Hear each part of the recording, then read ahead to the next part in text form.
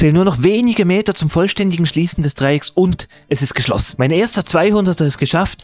Der einzig mögliche Weg ist in dem Moment hier hinten durchzufliegen.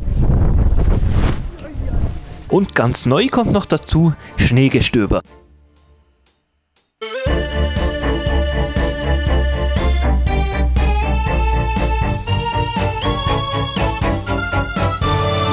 Und hallo allerseits. Es ist der 22. April 2021. Ja, du hast richtig gehört, 2021. Nach fast 3 Jahren schaffe ich es jetzt doch noch, dieses Video zu produzieren. Nun ja, jedenfalls ist es gerade kurz nach 10 und ich stehe auf dem Startplatz Rieter Alp. Die Thermikprognosen sind für diesen Tag so richtig gut. Und man sieht da auch schon neben mir als einige andere Piloten. Bei dermaßen guten Thermikprognosen würde ich da aber noch viel mehr andere Piloten erwarten. Dass es diesmal nicht so viele sind, liegt wohl einerseits an der Kälte, vor allem aber vermutlich an dem doch ziemlich starken Ostwind in der Prognose. Der betrifft primär die tiefen Lagen am Nachmittagabend und könnte dazu führen, dass die Landung in der Region rund um Brig etwas heikel wird. Für mich heißt das konkret, ich muss regelmäßig meine Windwerte checken, damit ich auch immer weiß, wo ich jetzt landen könnte und wo nicht. So, jetzt ist es aber schon relativ spät, die Thermik läuft und ich würde sagen, wir starten jetzt mal.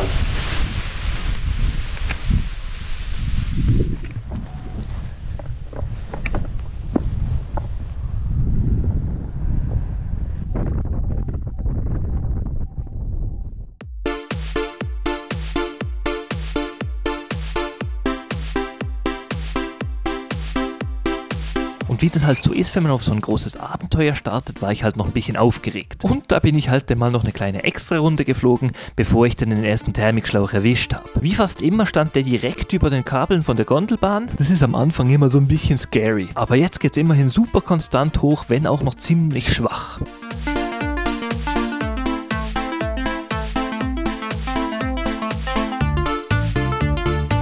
Und langsam sind wir oben an der Basis angekommen, der Streckenflug kann losgehen. An alle, die meinen YouTube-Kanal schon kennen, euch ist vielleicht schon aufgefallen, dass ich plötzlich Hochdeutsch rede und nicht mehr Schweizerdeutsch. Das ist jetzt mal ein Versuch. Ich will mal schauen, ob ich so deutlich mehr Leute erreichen kann. Ihr dürft mir auch gerne mal in die Kommentare schreiben, was ihr davon haltet. Ob ihr es so auch noch okay findet oder ob ihr mich vielleicht endlich mal richtig versteht. Ich bin auf jeden Fall gespannt. Hier sind wir jetzt jedenfalls auf dem Weg von der Rieter Alp über die Bettmer Alp zur Vierscher Alp und das funktioniert absolut problemlos. Ich finde immer wieder Thermik und kann so konsequent ziemlich hoch fliegen. Und kommen wir mal noch zum Plan. Ich habe 5 Tage vor diesem Flug auch schon mal ein 189 Kilometer FAI-Dreieck auch von der Rieter Alp aus geflogen. Dazu gibt es auch ein Video, das verlinke ich euch mal in der Infobox. Jetzt waren die Thermikprognosen ziemlich ähnlich, nur noch mal einen Tick besser. Darum hatte ich hier die Hoffnung, ich könnte vielleicht mal meinen ersten 200er fliegen. Schauen wir uns doch schnell mal an, wo man da die Turnpoints ungefähr setzen muss. Den ersten Turnpoint setzen wir wie fast immer im Wallis in der Nähe von Oberwald. So früh im Jahr können wir allerdings da noch nicht allzu weit hochfliegen, weil da jeweils noch alles verschneit ist. Den zweiten Turnpoint setzen wir denn da im Westen ungefähr beim Eau de Crie. Ungefähr so weit müssen wir kommen, sonst reicht es nicht für 200 Kilometer. Weiter Richtung Martigny nützt denn aber leider nichts mehr, weil sonst der südliche Turnpoint zu weit nach Süden rutscht. Wir wollen ja ein FAI-Dreieck fliegen und bei einem FAI-Dreieck muss der kürzeste Schenkel mindestens 28% der Gesamtstrecke haben. Eine Option wäre hier noch den westlichen Turnpoint deutlich weiter nach Norden zu legen, klassischerweise an Pic Chaussy. Das funktioniert aber nur an Tagen, an denen man nicht mit allzu viel Nordüberfluss über die Pässe rechnen muss. Und das sah an diesem Tag nicht wirklich gut aus. Und den dritten Turnpoint setzen wir dann irgendwo in der Region von Saas-Fee. Danach müssen wir dann nur noch irgendwie aus dem Saastal rauskommen und sicher landen. So, jetzt sind wir hier aber inzwischen an der Vierscher Alp angekommen. Weil es hier draußen so schöne Wolken hatte, hatte ich eigentlich damit gerechnet, dass es da nochmal so richtig hoch geht. Es wird dann aber ein ziemlicher Kampf und am Schluss komme ich nicht wirklich weiter hoch. Jetzt aber nochmal ans Gelände zurückzufliegen wäre ein ziemlicher Umweg, darum fliege ich halt einfach trotzdem mal los. Diese Querung auf 2700 anzufangen sollte eigentlich kein größeres Problem sein.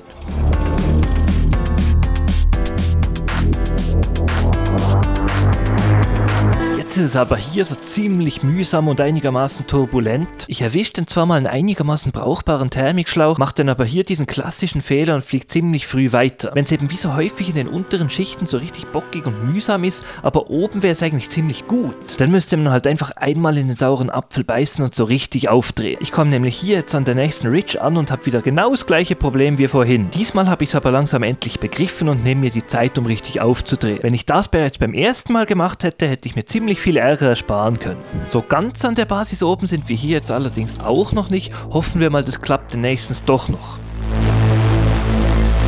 Et voilà. Und das ist jetzt endlich mal so eine halbwegs anständige Thermik. Und von hier an das restliche Goms hoch geht's jetzt richtig easy.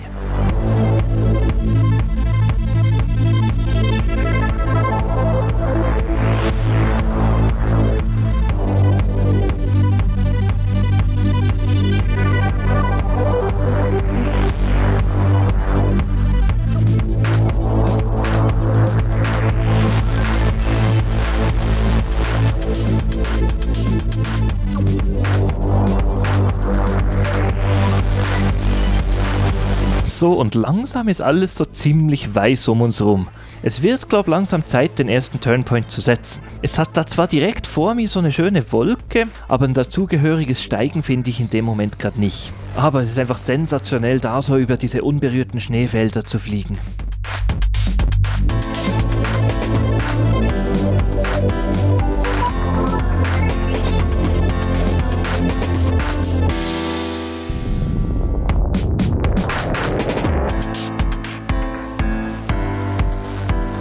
Und weil ich da halt diese Runde über die Schneefelder gemacht habe, um meinen Turnpoint noch ein bisschen weiter Richtung Osten zu verlängern, bin ich jetzt halt nicht mehr ganz so hoch. Und wir kennen das ja schon in den tieferen Lagen, es ist halt ein bisschen mühsam, aber es geht denn schon. Aber wir sind ja schon wieder an der Basis oben und die Bedingungen werden langsam immer besser.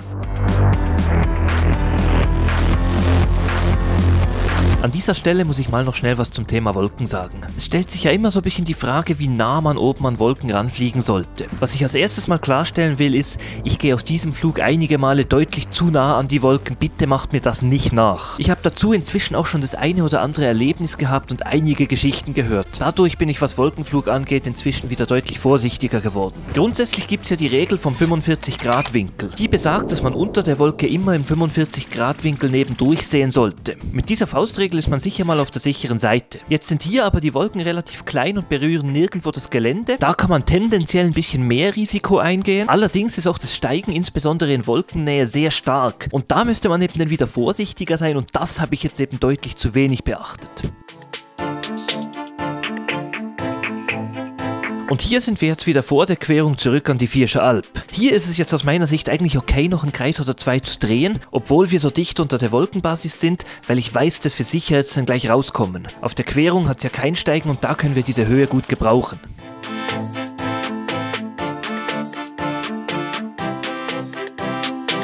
So komme ich dann auf der anderen Seite auch schon ganz schön hoch an und mit ein paar wenigen Kreisen bin ich auch gleich wieder an der Basis oben. Und bei so starkem Steigen und direkt vor der Wolkenbasis hätte ich hier jetzt eigentlich den Eindruck, dass ich viel zu weit aufgedreht habe. Wie sich jetzt aber zeigt, habe ich hier eine ziemlich schlechte Linie und somit stellt es überhaupt kein Problem dar. Hier hätten wir jetzt einerseits die Möglichkeit, über dem Grat zu fliegen, der aber vollständig im Schnee ist, oder über der Schneegrenze, wo klassischerweise die Thermik abgeht. Weil die Wolkenstraße hier eher über dem Grat steht, habe ich diese Variante ausprobiert. Die funktioniert aber überhaupt nicht. Vermutlich liegt es daran, dass ich den Windversatz viel zu wenig einkalkuliert habe. Hier sehe ich das dann auch ein und fliege halt einfach mal raus. Und wie zu erwarten finde ich mit leichtem Versatz direkt über der Schneegrenze wieder perfektes Steigen.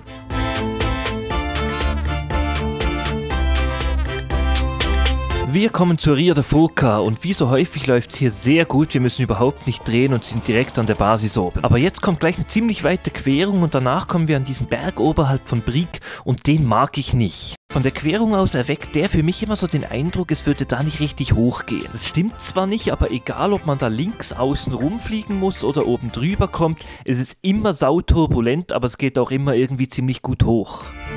Ach und übrigens, es war saukalt.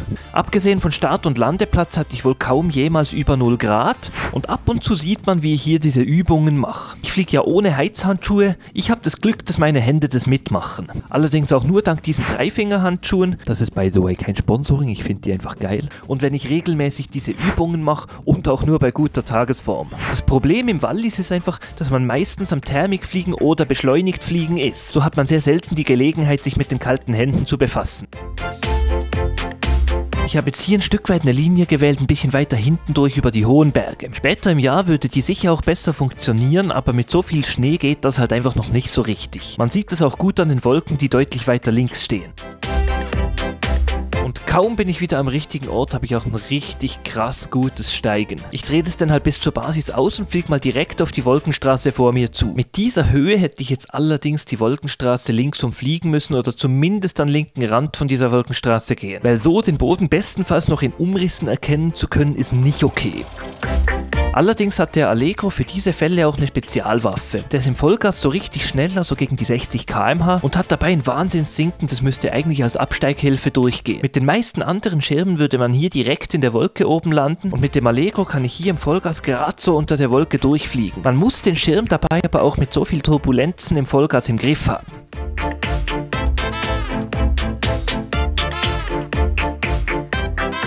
Vielleicht habt ihr es gesehen, ich fliege hier schon ein ganzes Stück alles geradeaus, fast ohne jemals einen Kreis zu drehen. Und das geht auch noch eine ganze Weile so weiter. Und auch, dass ich immer wieder zu nah in den Wolken fliege, geht noch eine ganze Weile so weiter. Ich habe mir lange überlegt, ob ich diese Stellen wegen der Vorbildfunktion einfach rausschneiden soll. Aber ich glaube, der Kanal lebt auch ein Stück weit davon, dass ich euch zeige, wo ich Fehler mache oder wo ich zu nah an die Grenzen gehe. Und ich will euch gern den Flug so zeigen, wie er tatsächlich war. Und das heißt ja nicht, dass ihr mir jeden Scheiß nachmachen müsst. Und zum Thema Wolkenflug mache ich wahrscheinlich dann auch mal noch ein Video.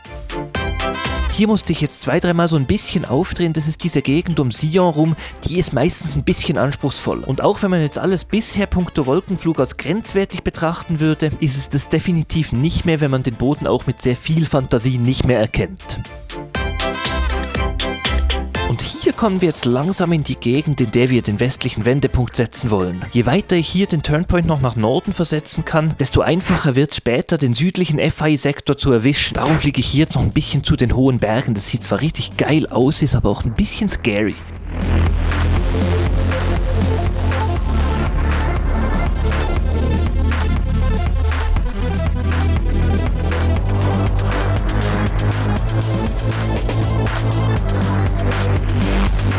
An meiner Linie sieht man jetzt hier gut, dass da ein bisschen Nord drinnen war. Ich lasse mich jetzt einfach mit dem Wind über die Kante spülen, über der kommt man nämlich fast immer richtig gut hoch.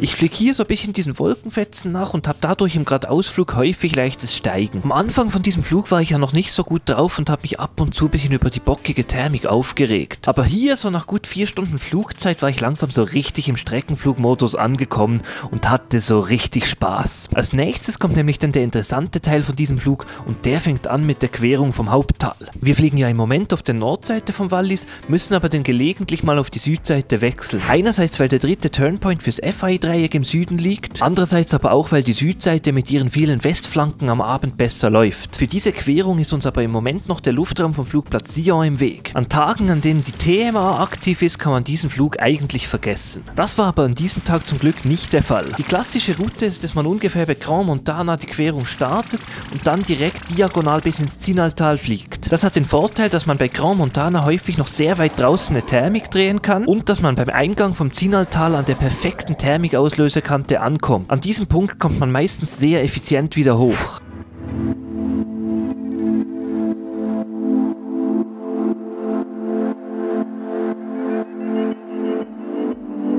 Und hier sieht man jetzt eben, dass bei Grand Montana wirklich sehr weit draußen eine perfekte Wolke steht. Gefühlt ist die eigentlich schon fast in der Talmitte. In dem Moment ist der Fall eigentlich klar. Ich fliege diese Wolke direkt an, drehe darunter einfach mal auf bis zur Wolkenbasis hoch und bin danach auf der perfekten Position für die Talquerung.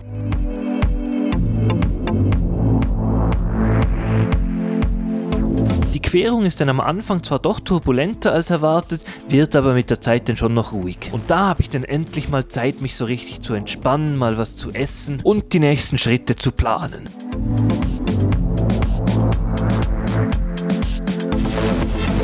Und das hier ist jetzt eben diese Ridge am Eingang vom Zinaltal. Und ich meine, schaut euch die an, die ist wie für Thermik gemacht. Ich bin zwar hier schon ziemlich tief, aber es fängt schon früh an zu steigen. Ich fliege noch ein Stück geradeaus, bis mir das Steigen genug stark ist und drehe den ein. Diese Ridge hat mich einfach noch nie enttäuscht. Da ist man in no time wieder an der Basis oben.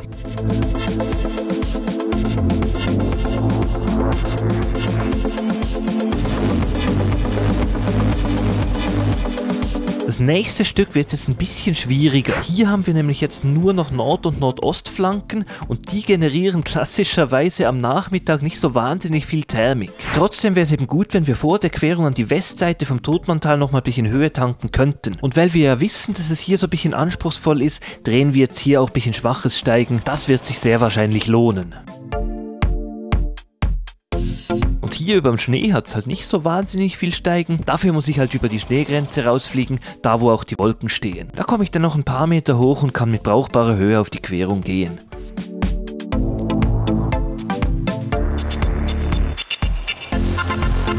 So, ich bin jetzt an der Westflanke des Todmanntals angekommen. Was ich hier mache, sieht irgendwie aus wie eine Baustelle. Das Spezielle an dieser Baustelle ist aber, dass ich währenddessen die ganze Zeit so 1 bis 2 Meter pro Sekunde Steigen habe. Ich habe hier ziemlich lang das stärkere Steigen gesucht, habe das zwar nicht gefunden, bin aber auf der Suche trotzdem über Gradhöhe gestiegen. Und endlich mal über Gradhöhe finde ich dann doch noch was Anständiges. So geht es dann sehr effizient die letzten paar Meter Richtung Basis hoch.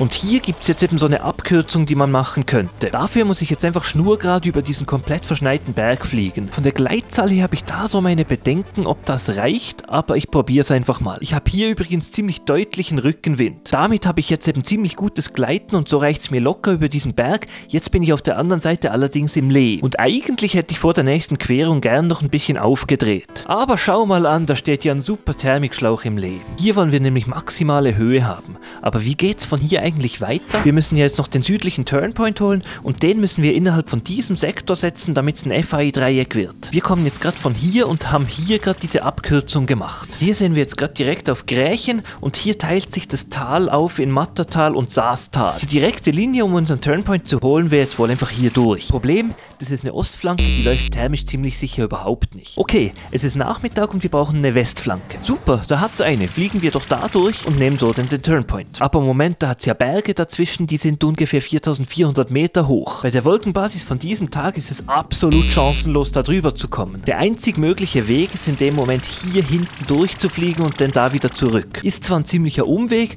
aber es sollte funktionieren. Allerdings habe ich nicht allzu große Hoffnung, dass dieser Berg oberhalb von Grächen thermisch gut funktioniert. Darum ist es mir hier ziemlich wichtig, genug hoch mit dieser Querung anzufangen.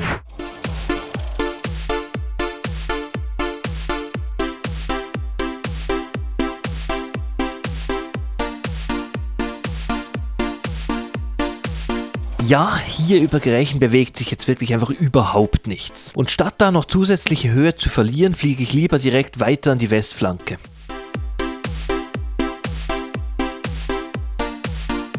Ich komme jetzt hier ziemlich tief an und es hat wirklich ziemlich starken Talwind. Aber es brodelt auch so richtig, thermisch ist da ziemlich viel los. Ich muss jetzt hier so eine richtig starke Thermik erwischen, um wieder an die Basis hochzukommen. Und das ist wahrscheinlich der technisch anspruchsvollste Teil von diesem Flug. Ich muss hier auch immer mal wieder den Windversatz korrigieren. Ich fliege also immer ein Stückchen gegen den Wind und mache dann einen schnellen Kreis. So finde ich dann irgendwann eine richtig gute Thermik, mit der ich dann schon wieder in no time an der Basis oben bin. Und das nächste Stück ist eigentlich ganz einfach. Mit dem starken Talwind, der noch vom Nordwind unterstützt wird, kommt man da ziemlich schnell nach hinten. Allerdings gibt mir das Saastal hier auch mal den ersten Hinweis, dass es nicht ganz harmlos ist. Und so kassiere ich mal den ersten kleinen Klapper.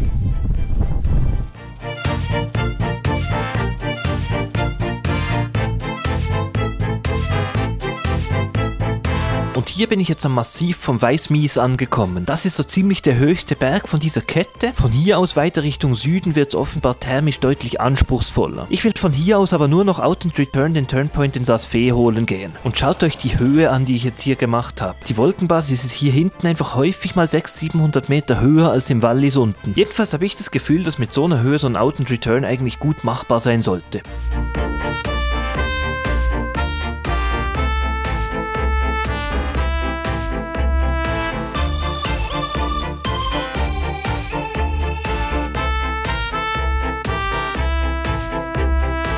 Und da sind wir. Der dritte Turnpoint ist erreicht. Und hey, es ist schon geil, über das Skigebiet Saas-Fee mal einfach so drüber zu fliegen. Aber irgendwie ist mir das Ganze auch so ein bisschen suspekt. Ich weiß nicht genau, was windtechnisch hier abgeht. Darum will ich hier lieber nicht allzu nah am Gelände rumfliegen. Meine Versuche hier noch ein bisschen Thermik zu drehen sind nicht sonderlich erfolgreich, aber ich hatte auch gar nicht damit gerechnet, dass es hier Thermik hat. Und auf dem Rückweg spüre ich jetzt sehr deutlichen Gegenwind.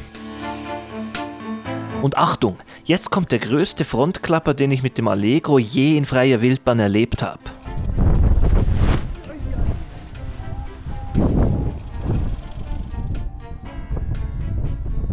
Und meistens kassiere ich ja so Klapper, wenn ich einfach gepennt habe. Aber der kam einfach komplett unvermittelt. Nach eingehender Analyse glaube ich nicht, dass ich den hätte verhindern können.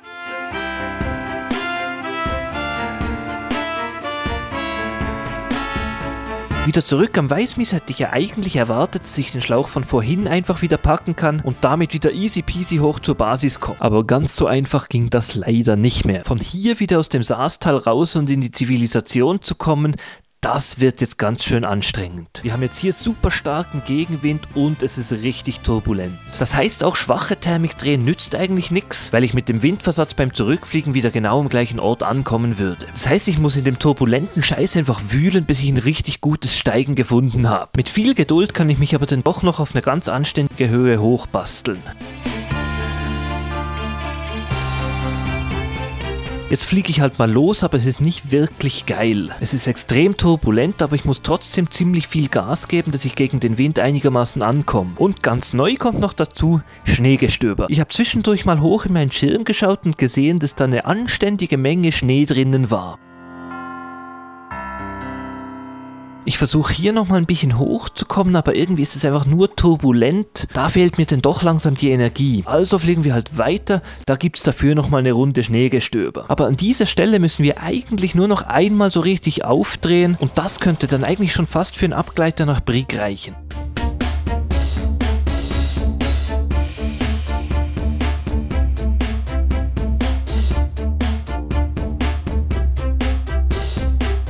Und endlich, hier haben wir das lang ersehnte Steigen. Es ist zwar nicht sonderlich schön, es ist einigermaßen unzuverlässig und man muss es immer wieder neu zentrieren, aber immerhin, es geht hoch. Leider geht es aber jetzt nicht ganz so hoch, wie ich das erhofft hätte. Beim Rausfliegen aus der Region versuche ich immer mit allen Mitteln zu vermeiden, über die FISPA-Terminen rausfliegen zu müssen. Das ist nämlich ein ziemlich flacher thermischer Westhang, der aber voll im Talwind steht und dadurch sehr ungemütlich wird. Mein Plan ist daher, hierdurch übers Glieshorn rauszufliegen. Jetzt kann ich mich hier gerade so über diese verschneiten Berge drüber mogeln und komme so in dieses Zwischental. Allerdings merke ich jetzt hier, dass wir hier nicht wie normalerweise Westwind haben, sondern Ostwind. Das ist der Prognose entsprechend zwar einigermaßen einleuchtend, aber mein Plan, an der Westflanke rauszufliegen und dabei an der Soaring-Kante zu sein, funktioniert somit halt einfach nicht mehr. Also fliege ich halt mal an der Ostflanke vom Gipidom raus und hoffe, dass das am Schluss irgendwie aufgeht.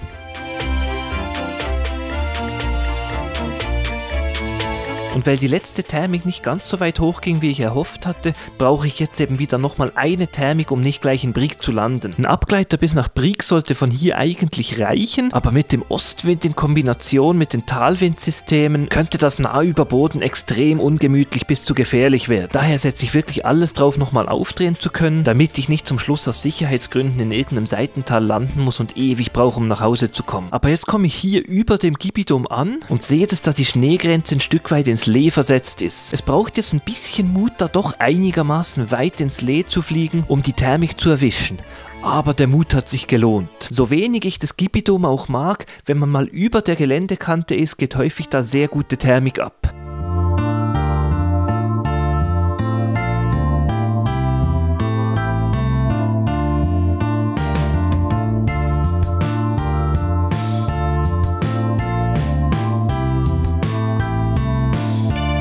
Und mit dieser Höhe wird jetzt schon vieles sehr viel einfacher. Somit bin ich ab diesem Moment gerade spürbar entspannter unterwegs. Allerdings will ich jetzt nicht einfach nur ins Tal abgleiten, weil das reicht dann gerade knapp nicht für einen 200er. Ich will jetzt noch möglichst weit Richtung Riederalp Startplatz zurückfliegen. Die naheliegendste Option wäre von hier aus jetzt einfach übers Glieshorn ins Tal rauszufliegen. Da hat es aber überhaupt keine Wolken und irgendwie sagt mir meine Intuition, dass das nicht funktioniert. Darum entscheide ich mich jetzt für die coolere Variante, noch die Extra-Runde via Simplon zu machen. Dafür muss ich allerdings allerdings erneut die komfortable Position aufgeben, einfach in die Zivilisation abgleiten zu können. Allerdings ist die Westflanke über Rotwald sonnenbeschienen und es hat eine perfekte Wolke drüber. An dieser Westflanke habe ich mich am Abend übrigens schon häufiger noch von tief ausgegraben. Und auch diesmal lässt sie mich nicht im Stich, ich kann wieder richtig geil Höhe machen.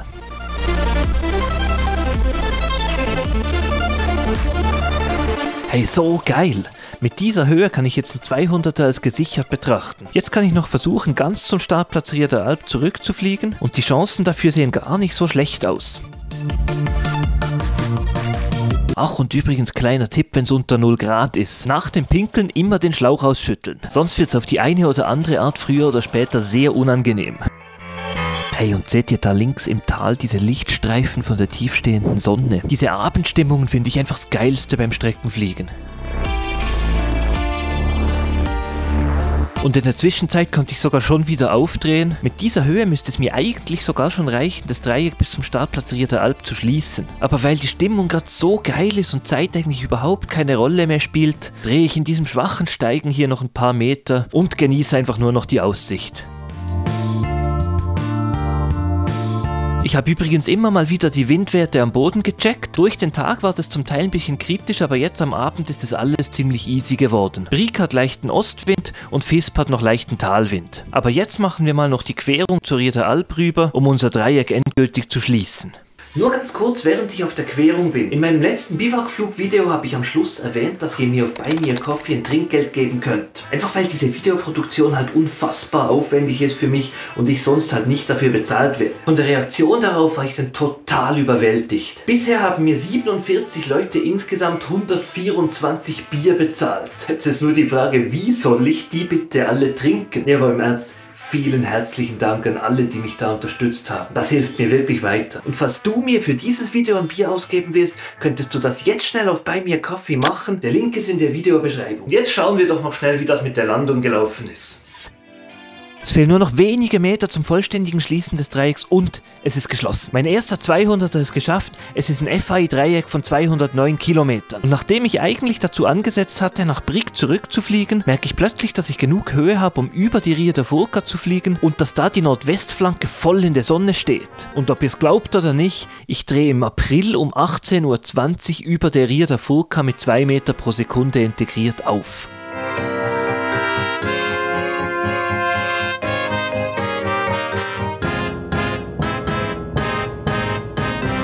Wahnsinn! Ich bin einfach nochmal auf über 3000 hochgekommen. Nur was ich jetzt genau mit dieser Höhe überhaupt noch anfangen soll, weiß ich auch nicht so genau. Ich fliege jetzt halt mal nach Visp, da spare ich immerhin 6 Minuten Zugfahrt. Aber jetzt genießen wir zuerst einfach mal noch ein bisschen die Stimmung. Seht ihr, wie das Sonnenlicht da langsam den Farbton wechselt? Das ist doch einfach der Wahnsinn.